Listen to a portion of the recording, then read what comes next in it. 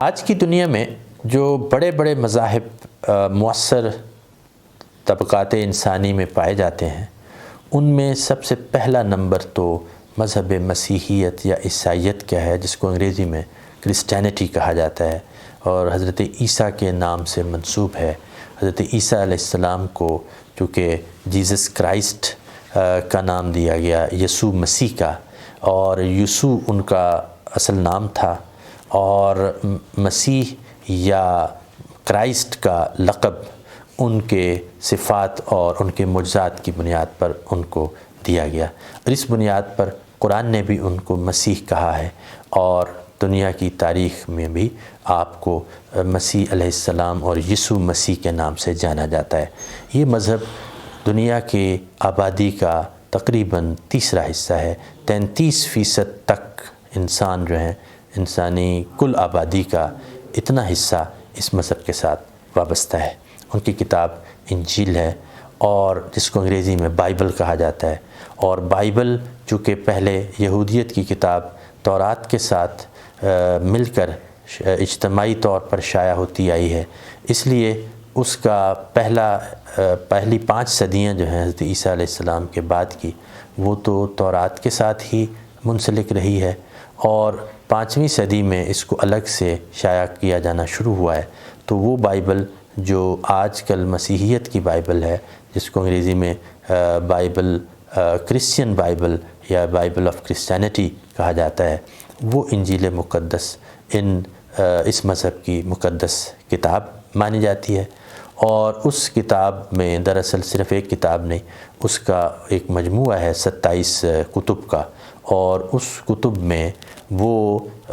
چیزیں بھی شامل ہیں جو تاریخ میں حضرت عیسیٰ علیہ السلام کے بعد اس مذہب میں تبدیلیاں واقع ہوئی ہیں،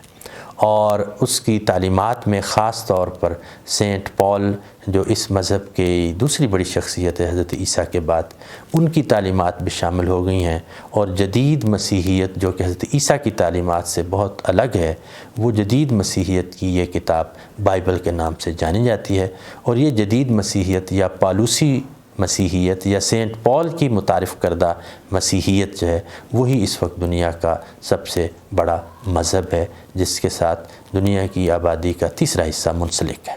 دوسرا بڑا مذہب دین اسلام ہے، یعنی اپنے پیروکاروں کی تعداد کے اعتبار سے مسلمان دنیا میں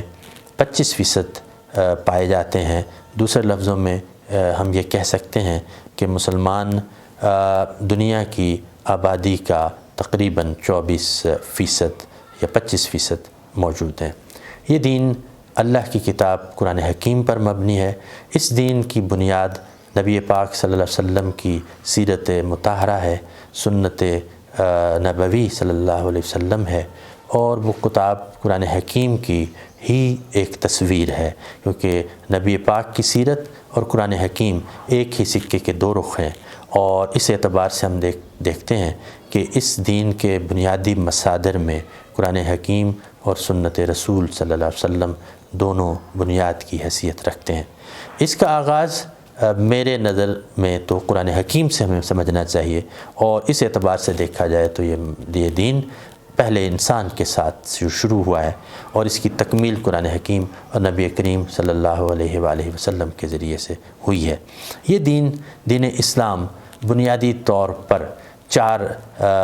بنیادی اوصاف کا حامل ہے۔ ایک تو عقائد اور بنیادی فلسفہ، جس کو ہم ایمانیات کہتے ہیں، وہ عطا کرتا ہے، جسے ہم نظریہ حیات کہتے ہیں، اور دوسرا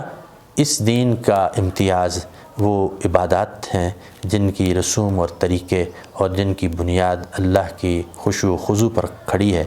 اور وہ اللہ کے پیارے رسول نے تفصیل سے فراہم کی ہیں۔ یہ عبادات دوسرا ستون ہے۔ تیسرا ستون اس کا اخلاق ہے، جو بنیاد ہے دراصل مذہب کی، کسی بھی مذہب کی تعلیمات میں بنیادی چیز اخلاق و آداب انسانی ہوتا ہے، اور اس اعتبار سے اللہ کی کتاب اور اللہ کے رسول نے جو ہمیں ہدایات اخلاق کے طور پر عطا کی ہیں، وہ اس دین کا بنیادی حصہ ہے۔ اور چوتھا بنیادی حصہ معاملات کی وہ تلقین اور سلیقہ اور تہذیب ہے جو اللہ کی کتاب اور اللہ کے رسول نے عطا کی ہے۔ یہ دوسرا بڑا مذہب ہے جو انسانیت کی فیض یابی کے لیے ایک سرچشمے کے طور پر موجود ہے۔